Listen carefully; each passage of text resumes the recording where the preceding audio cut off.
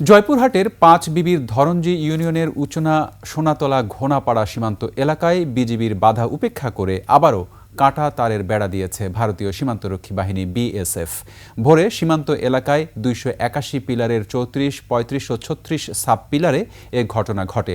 Joypurhat Hatkhola 20 BOP camp commander Shahjahan বিষয়টি নিশ্চিত করেছেন। মাঠের অলরাউন্ডার আমি, আর ঘরের allrounder Tylox. Tylox toilet cleaner, clean মানেই টাইলক্স।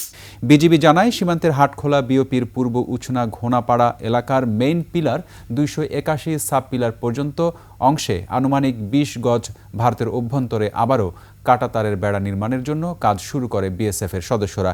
বিষয়টি স্থানীয়দের মাধ্যমে জানতে পেরে বিজিবি বাধা দেয়। এরপর কাজ বন্ধ রাখেন বিএসএফের সদস্যরা। গত বছরের অক্টোবরে জয়পুরহাটের হাটখোলা সীমান্তে কাঁটাতারের বেড়া নির্মাণের চেষ্টা করে বিএসএফ।